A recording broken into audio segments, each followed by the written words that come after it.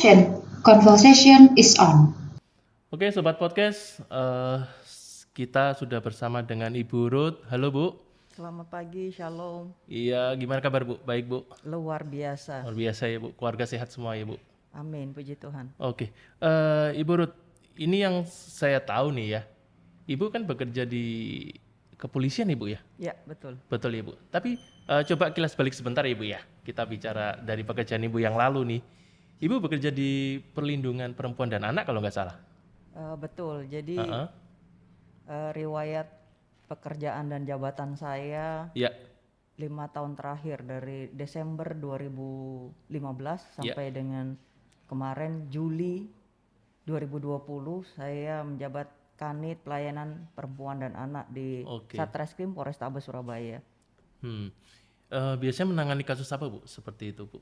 Kekhususan unit ini memang untuk mengakomodir kepentingan perempuan dan anak-anak gitu ya, melayani perkara-perkara yang melibatkan perempuan dan anak-anak, baik berupa KDRT, ada undang-undang KDRT tersendiri, lalu undang-undang perlindungan anak yang terbanyak gitu, yang kami tangani. Nah, Ibu, saya coba bertanya sedikit ya, yang lalu ya Bu ya, nggak apa-apa ya Bu ya, sedikit gitu. Biasanya kasus-kasus seperti apa sih Bu yang biasanya sering terjadi gitu? Yang terbanyak yang kami tangani gitu, itu di dua hal itu, KDRT dan perlindungan anak, berupa tindak pidananya. Kalau perlindungan anak itu ada pencabulan dan persetubuhan terhadap anak yang dilakukan baik oleh anak-anak sendiri atau dilakukan oleh orang dewasa. Itu seluruh Jawa Timur atau Surabaya Bu, lingkup tugas Ibu? Karena Polrestabes Surabaya, jadi lingkup tugas kami hanya di wilayah Surabaya. Sedangkan Surabaya sendiri kan terbagi menjadi 2 wilayah hukum, yaitu Polrestabes Surabaya dan Tanjung Perak. Saat ini Ibu, kalau saat ini Ibu sudah di? Karena kemarin saya sudah melaksanakan sekolah Sespima, sekolah staf dan pimpinan pertama Polri di Lembang, sehingga setelahnya saya mendapatkan penempatan baru di Lemdiklat Polri ya. Kami ditempatkan di Pusdik Sabara di Porong. Oh, di Porong Ibu. Ya. Nah Ibu, berdasarkan dari pengalaman yang lalu Ibu, dari pekerjaan Ibu gitu ya, kita bicara pekerjaan gitu ya.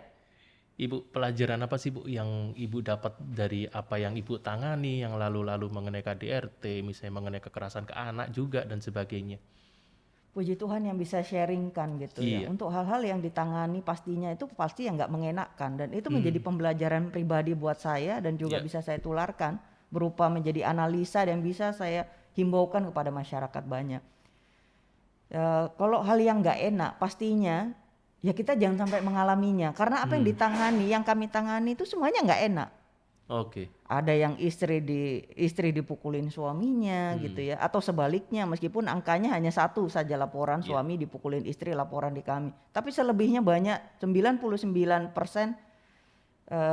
itu adalah istri yang menjadi korban, dan banyak juga anak Tuhan yang menjadi korban di situ, dan anak-anak Tuhan yang menjadi pelaku di situ, sehingga membuat saya secara pribadi, Tuhan ini membuat percepatan untuk saya belajar secara pribadi.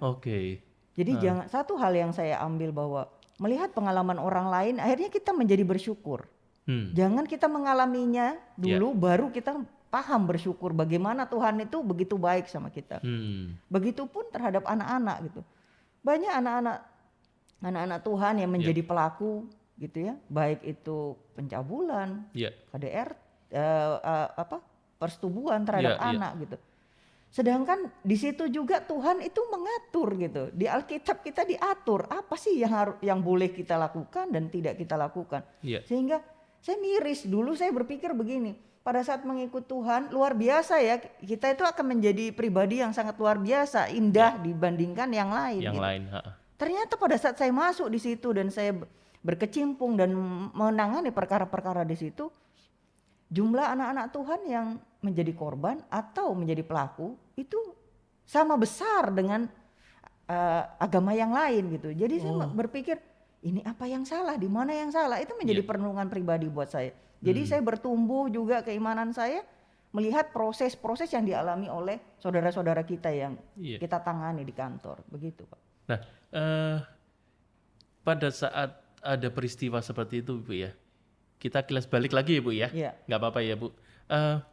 Kan biasanya ada proses konseling kan Bu ya, semacam konseling lah atau semacam apa ya, mediasi dan sebagainya kan gitu Ibu.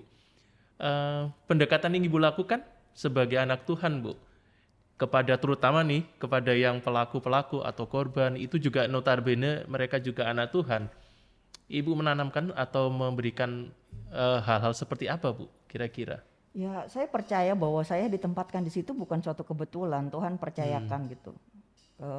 Dan Tuhan juga memperlengkapkan segala senjata gitu ya untuk saya berada di situ. Ada bekal dari Ibu. Iya. Dan yang saya hadapi kan bukan hanya anak-anak Tuhan, tapi saya juga harus merangkul pelaku-pelaku orang lain yang juga bukan seiman dengan saya.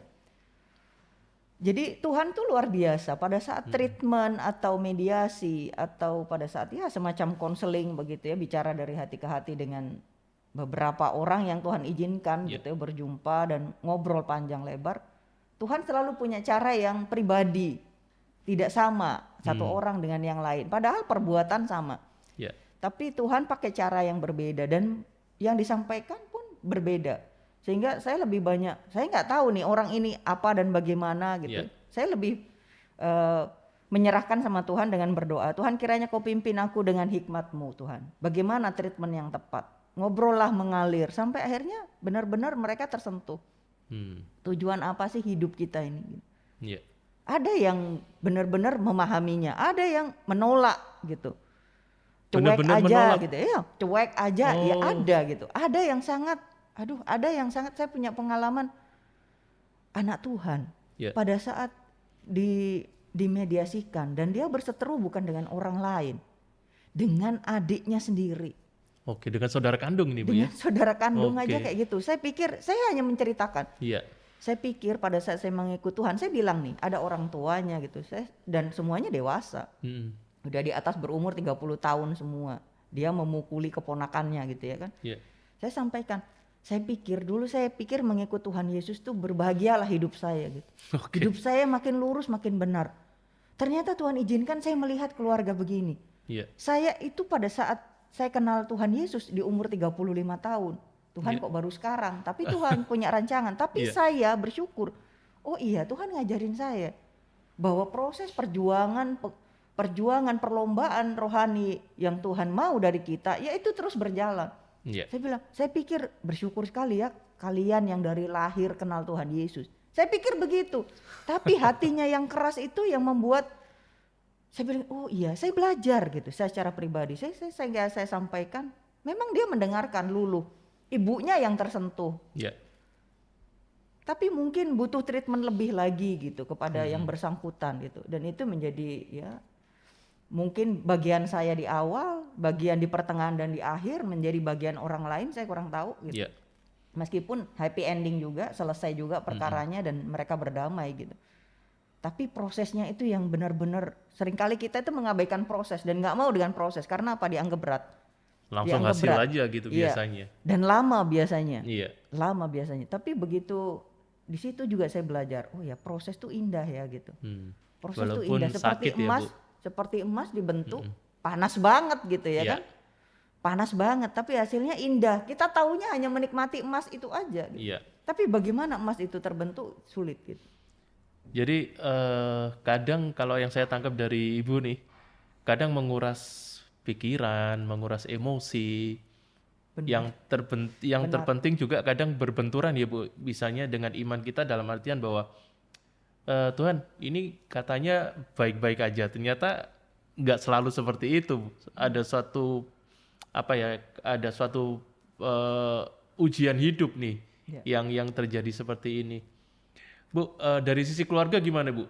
Ibu dengan menangani itu, misalnya Bapak atau ini kadang merasa ini nggak sih Bu, khawatir lah atau merasa bahwa ini berat banget nih seperti ini gitu. Ya saya percaya kita ngobrol hari ini itu boleh menjadi berkat. Dulu saya kenal Tuhan itu saya berlatar belakang flashback sedikit.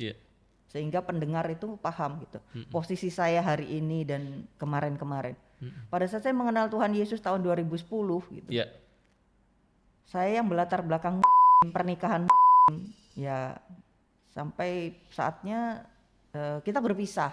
Saya dan papanya anak-anak berpisah karena merasa tidak seiman. Akhirnya saya menjadi single parent. Meskipun saya ini deket banget sama papanya anak-anak sampai dengan hari ini gitu. Sehingga saya menjadi otoritas bagi anak-anak, 3 anak perempuan yang bersama-sama yang dipercayakan kepada saya gitu. Ada hal pada saat kita menangani perkara, cukup banyak sekali ya angka persetubuhan terhadap anak, cabul terhadap anak, dan korbannya serta pelakunya pun makin muda gitu. Sehingga saya tuh mulai paranoid. Kadang-kadang waktu saya lebih banyak di luar sana dibandingkan dengan anak-anak. Sedangkan anak saya 3-3-nya perempuan. Manusiawi saya pikir pada saat itu saya sampai ngecek baju, pakaian dalam anak-anak saya ini baunya apa, apakah yang terjadi pada saat saya pulang karena udah malam gitu. Komunikasi anak-anak sekarang kan nggak bisa dipaksa. Habis ngapain kayak diinterogasi, sedangkan harus punya treatment khusus. Disitulah saya bergumul sama Tuhan. Tuhan, kalau kau percayakan aku untuk berada di sini menjadi berkat, untuk menjangkau orang-orang sana Tuhan yang di luar sana yang mengalami persoalan hukum, kau janjikan pada aku Tuhan bahwa kau juga akan menjaga anak-anakku dengan caramu sendiri.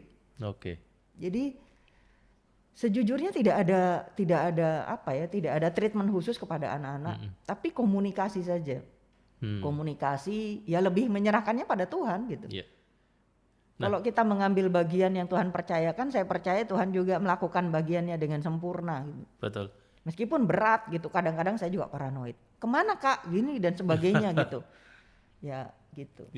Ibu yang gede umur berapa Bu anaknya? Sekarang lagi skripsi di Fakultas Psikologi Ubaya. Di Ubaya. Yang nomor 2? Nomor 2 juga baru masuk. Di Fakultas Psikologi Ubaya juga. Psikologi semua nih. Yang kecil baru ini kelas 3 SMP di 3 Petra. SMP. 3 SMP. Nah, Ibu dulu masuk ke kepolisian nih. Itu memang cita-cita Ibu atau sebelumnya Ibu nggak punya cita-cita ke kepolisian nih? Ada. Jadi pada saat saya sekolah gitu. Karena saya tinggal sekolah ya, latar belakang orang tua saya adalah guru gitu. Jadi saya nggak pengen jadi guru gitu. Saya nggak pengen jadi guru. Padahal orang tua berharap saya jadi guru. Tapi satu hal, saya pengen jadi polisi lah kayaknya. Apa ya? Meskipun saya nggak paham betul manfaatnya waktu itu SMP, tapi saya berkeinginan saya pengen jadi polisi dan saya pengen dinas di Surabaya. Jadi luar biasa Tuhan, sampai dengan saya jadi polisi masuk pendidikan tahun 95, lulus tahun 96, sampai dengan tahun 2020 saya tuh dinasnya di Surabaya Pak, nggak pernah pindah. 24 tahun saya dinas di Surabaya, dan baru karena saya sekolah kemarin saya SPIMA sehingga saya masuk di kesatuannya memang Mabes Polri, tapi nggak jauh-jauh dari Surabaya di Porong, dan itu yang saya bersyukur gitu. Akhirnya saya paham, oh iya ya, yang saya sangat yakini. Polisi, tugas, fungsi, peran polisi serta tanggung jawabnya itu punya peran besar memulihkan, menyentuh. Karena apa? Dia menyentuh langsung. Kalau polisi rusak, tatanan masyarakat di bawah rusak. Juga rusak. Gitu. Tapi polisi yang baik itu juga luar biasa banyak, pengaruhnya pun besar. Gitu. Namanya hidup ada pro dan kontra. Profesi apapun ya pasti ada yang baik, ada yang buruk. Nah, kalau yang saat ini Ibu tangani, yang pekerjaan sekarang? Kalau yang sekarang saya karena di lembaga pendidikan, pendidikan itu tempat belajar, jadi tempat belajarnya polisi. Jadi lebih kepada semacam guru, dosen seperti itu. Pembekalan gitu ya Bu gitu, ya, bagi rekan-rekan polisi junior gitu. Kalau dibandingin Bu, enak mana Bu? Yang sekarang sama yang lalu sama yang sekarang Bu? Kalau kita pakai hikmat Tuhan, kalau kita mengarahkan segala pikiran dan hati kita pada Tuhan, dimanapun kita yakini kita bisa menjadi berkat. Tergantung tujuan kita itu mau jadi apa dulu, mau apa gitu. Kalau kita mau jadi berkat, di situ jadi berkat. Oh iya, kalau di wilayah gitu, semacam di Polrestabes langsung kita menyentuh pada masyarakat. Polisi menyentuh masyarakat bagaimana melayani. Tapi kalau di lembaga pendidikan, kita menyentuh polisi yang akan melayani masyarakat supaya punya cara pandang, punya mentalitas yang polisi yang benar. Kira-kira seperti itu, Pak. Oke. Nah, Ibu kan banyak juga bahwa anak-anak Tuhan gitu yang jadi polisi kan, Bu. Ya. Yang nantinya juga akan terjun ke sana. Kira-kira Ibu punya misi apa nih, Bu? Kalau misalnya ini kan sebenarnya kalau Bu Ruth ini dipandang senior lah ya. Lebih senior gitu kan. Tahun, ya. Nah, senior ini kan pasti membagikan sesuatu. Apakah itu pengalaman kerja misalnya atau pengalaman atau pengetahuan gitu.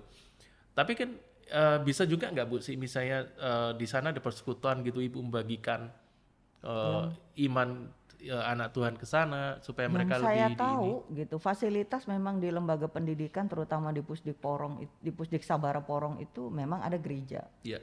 Tapi memang dipakainya nanti pada saat ada peserta didik gitu. Artinya ada polisi dari seluruh Indonesia yang memang ada program belajar di situ. Iya. Kalau hari-hari ini enggak. Yang saya tahu Pak ya. Yeah. Hanya 3 orang yang di situ yang anak Tuhan gitu.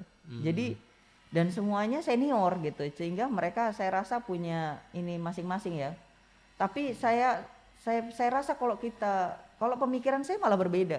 Yeah. Pada saat kita bergaul, ya itulah ya kita menjadi etalase Tuhan yang sebenar-benarnya. Tapi kalau kita dalam komunitas, ya sudah tahu kebenarannya. Bisa kita saling mengingatkan, betul seperti yang diamanatkan di kitab suci kita di dalam Alkitab. Tapi dampak yang terbesar yang Bapak sebut tadi, apa sih misi gitu. Saya ingin menjadi berkat. Meskipun tidak sulit, tapi dari hal-hal yang sepele. Gitu, yang bahkan mungkin tidak dipikirkan oleh orang lain. Bahwa oh ya kita memfigurkan diri, nggak perlu. Tapi jadilah diri kita sendiri yang yang sudah diubahkan Tuhan. Karena ada beberapa yang sudah mengenal saya sekarang, baru mengenal saya setelah saya lahir baru. Ada juga yang mengenal saya sebelum. Sehingga orang kan pasti memandang ada perbandingan. Oh, Ruth yang dulu namanya Yeni Komaria. Sekarang 10 tahun terakhir sudah ada tambahan nama baptis Ruth di depannya dan lebih dikenal dengan nama Ruth. Apa sih bedanya? Nah, itu yang menjadi berkat menurut saya. Cut. Conversation is off. Halo Sobat Podcast. Terima kasih udah mengikuti video podcast ini sampai selesai. Jangan lupa untuk ikuti lanjutannya ya. God bless.